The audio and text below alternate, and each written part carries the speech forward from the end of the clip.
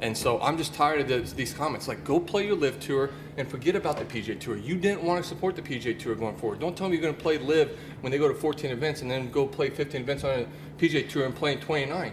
That's not a smaller schedule. You're not playing less. Welcome and welcome back to Par for the Course. Billy Horschel is done with y'all LIV boys. He wants y'all to worry about yourselves. He is not mad at you for going over and making the best decision for yourself. But ultimately, I think this shows what human nature is. We all want a sense of community and to be a part of something. And by going to the LIV Tour and becoming pariahs across the golf community, or at least the majority of the golf community, there are some hard feelings. And then, by trying to play on the DP or PGA Tour, the guys are trying to get, their cake and eat it too. So at the end of the day, I think the PGA Tour players and the DP World Tours players are tired of the players on the LIV trying to have it both ways and go back and forth. And the truth is, the players that the LIV Tour has scooped up and recruited are not exactly your best team guys, your DeChambos of the world. Very self-oriented. Patrick Reed, even Brooks Koepka. I love Brooks, but at the end of the day, him and Bryson DeChambeau aren't sitting down for dinner anytime. Pat Perez, recently Phil Mickelson, just a bunch of guys that are about self. Even in a sport like golf, they say they love the team aspect of that, but I guarantee you there's certain players on LIV that will never play in their team format together. So again, that sense of community, we all want it, no matter what level of society, income, status that we are. We want to be part of a cohesive group in some shape, form, or fashion.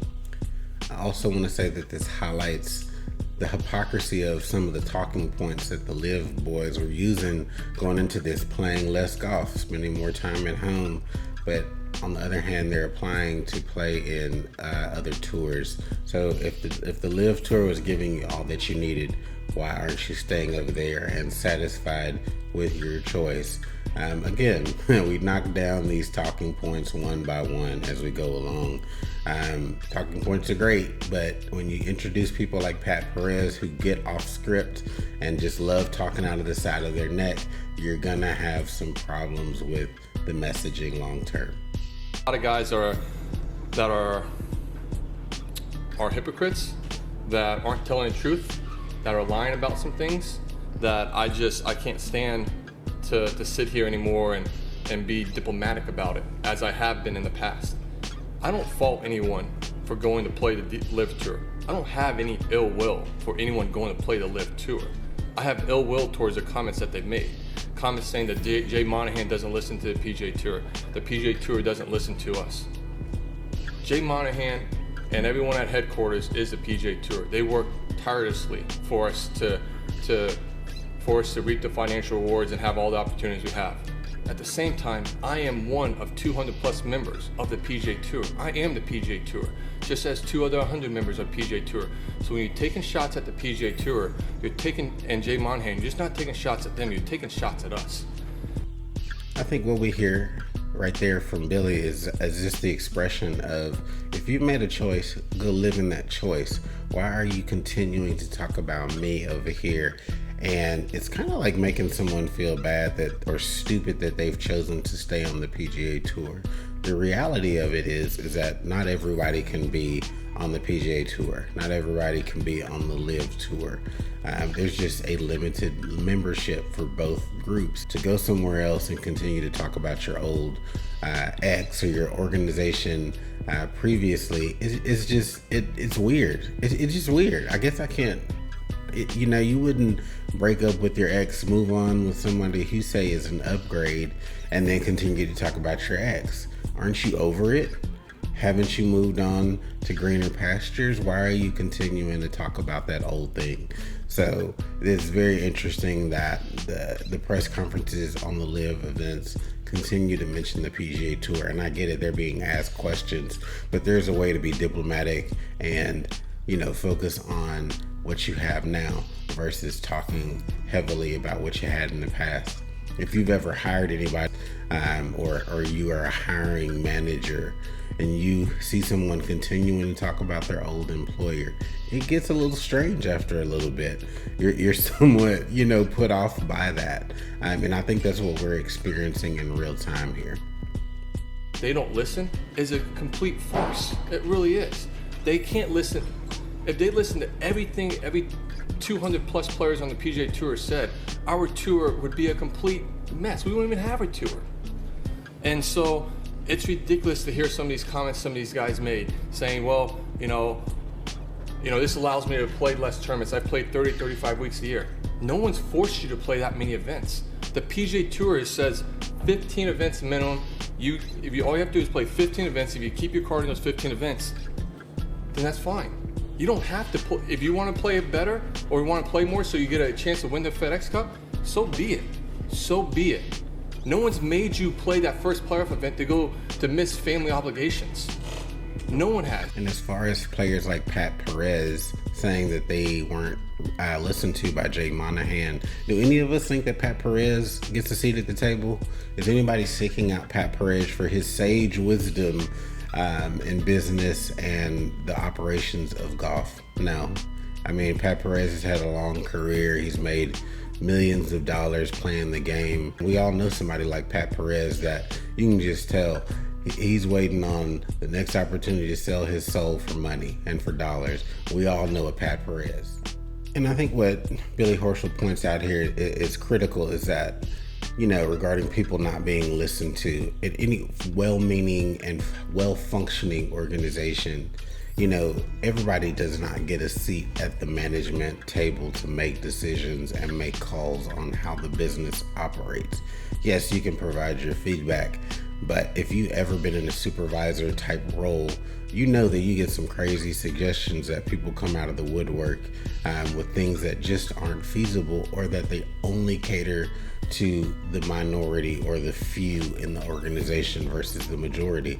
So any just long-term successful organization focuses on what benefits the greatest amount of their members, not just a handful.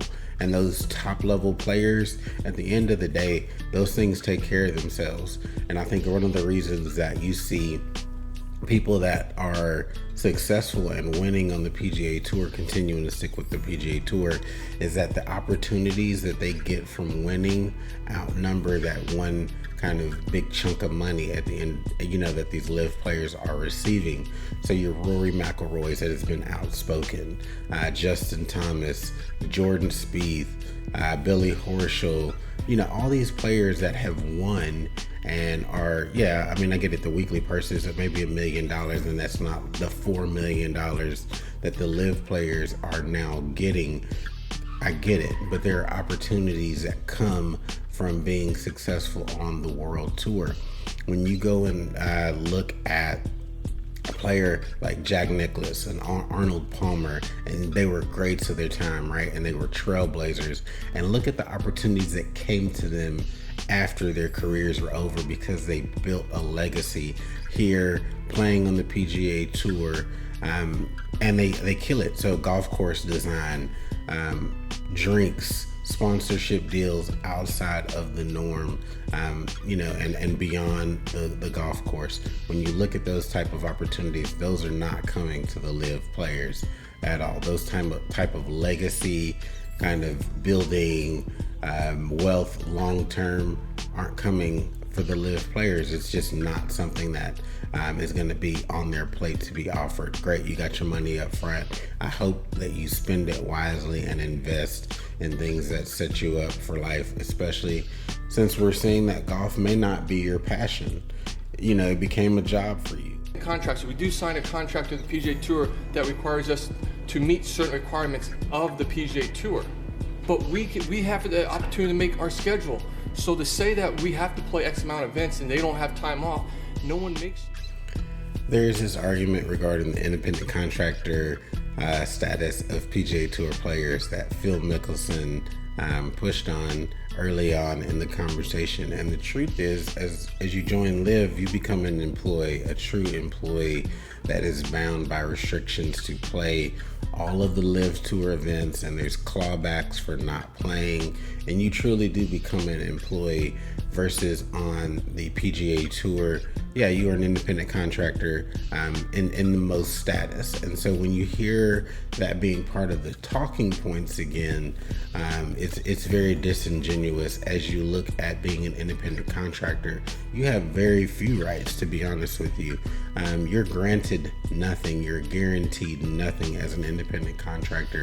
No one owes you a damn thing. So you get what comes to you, or what you are able to negotiate on the PGA Tour as an independent contractor. And so at the end of the day, there's talk about media rights and players not being able to maximize their media. PGA Tour is able to get better terms and prize money as it relates to being able to use those digital images and video to sell those rights to distributors who want to pay heftily for them, CBS, your ESPNs of the world.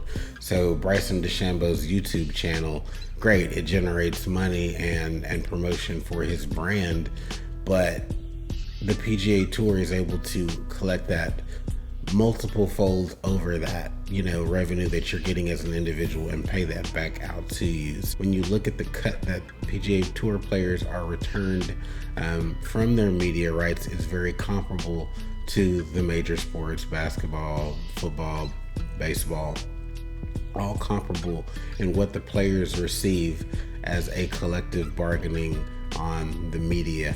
So I'm interested what you guys think in terms of what Billy Horschel is talking about here.